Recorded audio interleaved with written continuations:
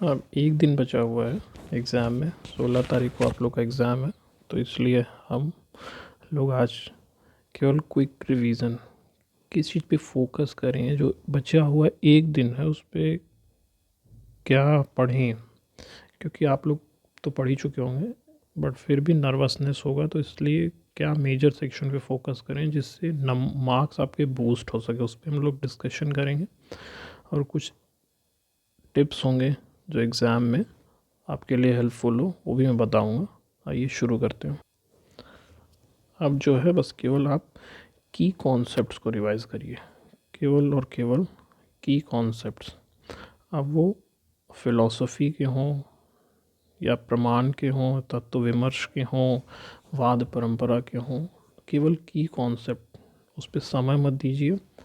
केवल आप बस उसको अपने पेज ऐसे पलट के देख लीजिए कि वो है क्या। बहुत ही क्विक रिवीजन में कॉन्सेप्ट्स पे। अब कॉन्सेप्ट्स में आते हैं जैसे प्रत्यक्ष प्रमाण। तो प्रत्यक्ष प्रमाण क्या है, रिवीजन या फिर उसके जो 6 जो सन्निकर्ष है, संवेद, समवाय, समवाय, ये जो 6 प्रोसेस हैं उसको देख लीजिए, उसका सीरीज़ देख लीजिए, उसके ऑर्डर, क्योंकि हो सकता है कि अरेंज करने को आए कि उसको कैसे क्रोनोलॉजी में सेट करें। फिर उसके बाद अनुमान प्रमाण में आप देख सकते हैं कि उसके जो अपंचावयव हैं उसका सीरीज, उसका उसके नाम, यही सब प्रश्न आएंगे। हेत्वाभास कितने प्रकार का है, हेत्वाभास में 5 प्रकार हैं, तो उसका क्या डिटेल है, वो केवल कॉन्सेप्ट नाम देख लीजिए ऊपर से, क्योंकि ये सब प्रश्न आएंगे तो केवल और केवल क्रोनोलॉजी और इसमें सेट करने को ही आएगा। फिर अपने शॉर्ट्स नोट्स देखें। प्रीवियस ईयर पेपर में आप बहुत ज़्यादा समय नहीं दीजिएगा, कुछ उसमें से इम्पॉर्टेंट हो, जैसे कि सांख्य फिलॉसफी का है, सांख्य फिलॉसफी से संबंधित कुछ भी अगर आपको मिल रहा है तो सांख्य फिलॉसफी पे फोकस करिए कि सांख्य फिलॉसफी में क्या क्वेश्चन पूछे गए हैं, सत्कार्यवाद किसमें, असत्कार्यवाद में, ये बस कॉन्सेप्ट, इन्हीं को रिवाइज करिए। और क्या आपका स्ट्रेंथ है उस पे ज़्यादा आपका फोकस होना चाहिए। तंत्र युक्ति का जो किसमें 30 हैं या किसमें 32 हैं, किसमें 34 हैं, किसमें 36 हैं, किस किस ग्रंथ में, ये सब देख लीजिएगा। षड्विध लिंग देख लीजिए, तात्पर्य निर्णय, मिसलेनियस में मठ मंदिर ज्योतिष, जैसा जैसा बताया गया, बस इन्हीं को आप सरसरी निगाहों से आप देख सकते हैं। फिर पेपर 1 में आपको टारगेट करना होगा 30+ क्वेश्चंस। 30+ क्वेश्चंस अगर आप करेक्ट करते हैं तो फिर मान के चलिए कि आपका नेट और सेकेंड पेपर अच्छा गया तो JRF एक आपका रिजल्ट में नाम रहेगा। तो 30+ का आप टारगेट करिए पेपर 1 में। और पेपर 1 में लास्ट टाइम में टीचिंग एंड रिसर्च एप्टीट्यूड में क्या करना होगा, केवल और केवल मेथड्स देख लीजिए कि कितने मेथड्स हैं, क्या क्या मेथड्स हैं, नाम क्या है। और अगर आपने अपना नोट्स बनाया होगा या किसी यूट्यूब चैनल को फॉलो किया होगा तो जो उसमें क्रक्स होगा उसको देख लीजिए, इम्पोर्टेंट पॉइंट्स, या आपके पास KVS मदान की बुक हो, बस केवल मेथड्स का पॉइंट, कीवर्ड्स। और वही रिसर्च मेथडोलॉजी में भी, और टाइप्स भी आपको देखना होगा, टाइप्स ऑफ रिसर्च। ये बस आप टाइप्स ऑफ रिसर्च एक एक देख लीजिए, उसके कीवर्ड्स देख लीजिए। अब इससे ज़्यादा करने के लिए परेशान मत होइए। फिर ये जो 3 सेक्शन है, logical reasoning, data interpretation, aptitude, लगभग आपका 12 से 15 क्वेश्चन आएगा, 12 क्वेश्चन से अब ऊपर ही आपके आएंगे। तो आप इस सेक्शन को ग्रैब करिएगा कि ज़्यादा से ज़्यादा, क्योंकि 5 तो आपके इसमें DI में है, वो तो आपके 5 DI आने ही आने।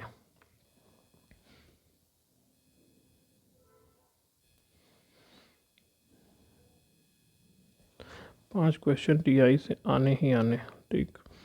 फिर लॉजिकल रीजनिंग में भी 4 या 5 आपके आएंगे, और फिर एप्टीट्यूड में भी ऐसे ही आएंगे 3 या 4, मान के चलिए 12 से 15 क्वेश्चन के बीच वेरी करेगा। तो इसमें आप करेंगे तो वो आपको गेन दिला सकता है। डेटा इंटरप्रिटेशन में 5 होते हैं, 5 में से आप 3 या 4 तो ट्राई करिएगा, क्योंकि 3-4 हो जाता है, एक शायद आपका टाइम लगे तो उसको अवॉइड करिएगा, और अगर 5 कर देते तो काफ़ी अच्छा होगा। फिर आईसीटी में कुल टर्म्स को देख लीजिए, एब्रिविएशंस देख लीजिए, कॉन्सेप्ट देख लीजिए, कोई इंटरनेट नेटवर्किंग या मेमोरी से रिलेटेड, कितने टाइप की मेमोरीज होती हैं, इनपुट आउटपुट डिवाइस, खासकर मेमोरीज। और फिर एनवायरनमेंट सेक्शन में पॉल्यूशन, एनवायरनमेंट एक्ट ही देखिए, सस्टेनेबल डेवलपमेंट एसडीजी गोल्स देख लीजिएगा। ये 3 ही चीज़ एनवायरनमेंट में देखिए, खासकर एनवायरनमेंट एक्ट और पॉल्यूशन देख लीजिए, वाटर पॉल्यूशन, एयर पॉल्यूशन, और उससे रिलेटेड स्कीम्स, या एसडीजी गोल्स में किस नंबर पे, 5वें पे कौन सा है, तीसरे पे कौन सा है, चौथे पे, बस इससे ज़्यादा 3 पॉइंट के अलावा चौथा कुछ मत देखिएगा। हायर एजुकेशन में ये थोड़ा वास्ट है, तो इसके लिए आपको किया होगा जैसे कि ancient universities, modern universities, university act, education reform से रिलेटेड किस ईयर में हुआ, कौन सी कमेटी रही, इन सबको देखिए। केवल और केवल मैं कुछ अभी टेलीग्राम चैनल पे हायर एजुकेशन से रिलेटेड कुछ कंटेंट टेलीग्राम चैनल पे डाल दूँगा, वहाँ से आप लोग देख सकते हैं। तो और फिर सबसे ज़्यादा स्वयं और मूक, ये जो भी हैं पोर्टल्स, तो स्वयं में कौन सा चैनल किस पे, इसको ज़रूर आप देख लीजिएगा, क्योंकि स्वयं से रिलेटेड। फिर इस बार आईसीटी में एमएस वर्ड, एमएस एक्सेल, इन सब पे भी क्वेश्चन आया है, बट जितना आपका हुआ है ठीक है, नहीं तो ये करके आप जाइएगा। फिर हिंदू स्टडीज़ में आते हैं जो पेपर 2 के लिए, इसमें इम्पोर्टेंट थियरी एंड स्कॉलर्स, तो जो भी कॉन्सेप्ट रहे हैं, चाहे वो न्याय दर्शन में हो, वैशेषिक में हो, या कौन से स्कॉलर उससे कनेक्ट मतलब संबंधित हैं, वो देख लीजिएगा। वेस्टर्न फिलॉसफी में ज़्यादा ये इम्पोर्टेंट, और मिसलेनियस में, तो इसको ज़्यादा देख लीजिएगा। फिर टर्मिनोलॉजीज़ पे फोकस रखिएगा, क्योंकि वेदांत के क्वेश्चंस जो हैं वो टर्मिनोलॉजीज से आएंगे। हो सकता है यज्ञ, पंच महायज्ञ पूछ ले या कुछ और, तो इस पे फोकस रखिएगा अभी रिवीजन टाइम में। फिर कोर टॉपिक्स जो हैं फोकस करेंगे वो सांख्य, मीमांसा, पूर्व और उत्तर जो क्वेश्चन बनते हैं। फिलोसफीज़ में षट दर्शनों में, बुद्धिज़्म में आप प्रत्युत समुत्पाद, क्योंकि इसमें जो द्वादश निदान है उसके पूछ दिया जाता है कि उसका ऑर्डर सेट करिए। फिर प्रत्यक्ष अनुमान, ये 2 प्रमाण बहुत इंपॉर्टेंट है, कौन कौन इसको मानता है, कौन नहीं मानता है, या टाइप्स कौन कौन से, इन सबको देख लीजिएगा। फिर उसके बाद वाद परंपरा बहुत छोटा है, वीडियो देख सकते हैं। रामायण महाभारत के क्वेश्चंस, मैचिंग, क्रोनोलॉजी, गुरु शिष्य कि राम जी किन किन गुरुओं के आश्रमों से होते हुए गए, क्रोनोलॉजी सेट करना, कौन पहले मिला, कौन बाद में मिला, माता पिता पुत्र से संबंध, इन्हीं सब के प्रश्न आते हैं। कांड से संबंधित आता है कि कौन सा कांड, बाल कांड, अयोध्या कांड, ये पहले आया कि बाद में, यही बस इम्पोर्टेंट चीज़ों को फोकस रखिए। वही चीज़ गीता में भी है, अध्याय से संबंधित जो तत्व विमर्श में गीता का कुछ श्लोक नंबर लिखा हुआ, उसको एक बार पढ़ लीजिएगा, 2.64 या 65 ऐसे करके है, कर्म सिद्धांत से रिलेटेड, वो ज़रूर देख लीजिएगा। संस्कृत में धातु रूप, शब्द रूप अगर हो सकता है तो अपने हिसाब से कर लें, कुछ इम्पोर्टेंट के तो कर ही लें, राम का, नदी का, या ऐसे कुछ।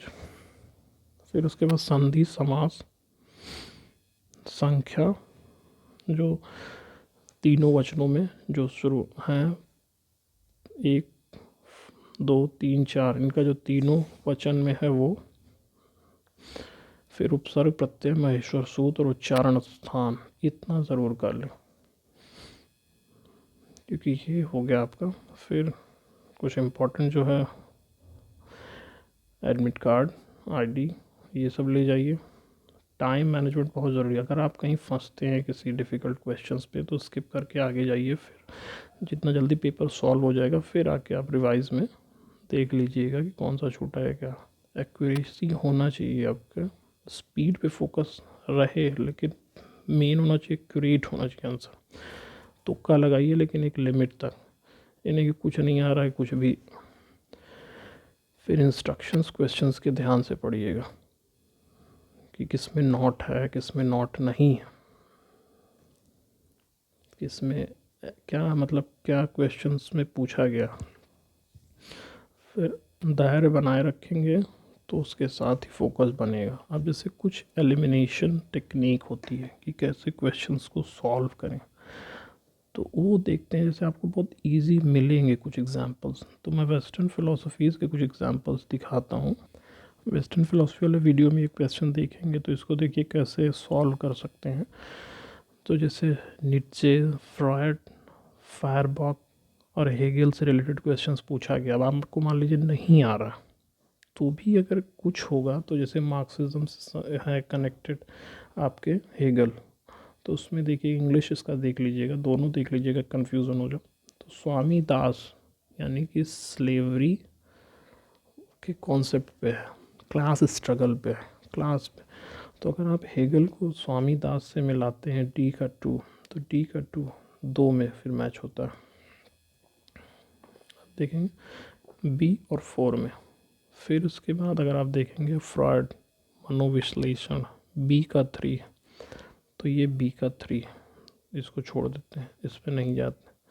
अब नीचे में जाते हैं, ये अगर आप पकड़ लिए तो ये डिफ़िकल्ट में एक से ही पकड़ा जाएगा, ए का 4, तो ये देखेंगे ऑप्शन 4, क्योंकि गॉड इज़ डेड नीचे नहीं बोला था, तो ये हो गया आपका ए का 4 और सी का 2,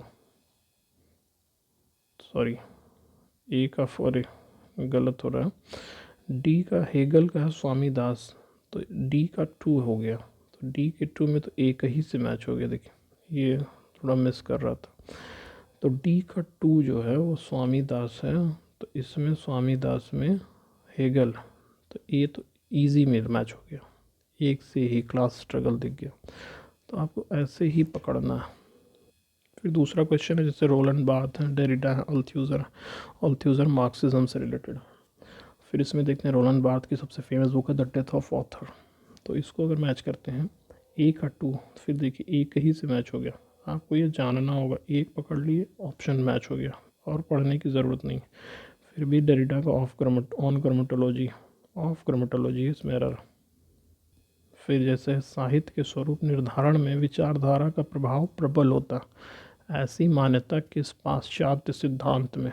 तो यानी कि यहाँ पे लिटरेचर में कैसे आइडियोलॉजी इन्फ्लुएंस करती है, यानी कि हेजेमनी आ रही है कहीं ना कहीं। तो ये मार्क्स से हो गया ना, प्रभाव, विचारधारा का प्रभाव, यानी कि आइडियोलॉजिकल डोमिनेंस या हेजेमनी की बात हो रही, तो मानो मार्क्सवाद। आपको बस ऐसे ही अंडरस्टैंडिंग और एलिमिनेशन से क्वेश्चंस करने होंगे और आपका वो हो जाएगा पेपर बहुत अच्छा। फिर हम कुछ इम्पोर्टेंट जो होगा मुझे अभी आज रात में टेलीग्राम चैनल पर डाल दूंगा, वो रिवाइज़ कर लीजिएगा पेपर 1 के रिलेटेड। और पेपर के लिए बेस्ट ऑफ लक, अच्छे से पेपर दें और फिर हम लोग जल्द मिलते हैं। धन्यवाद।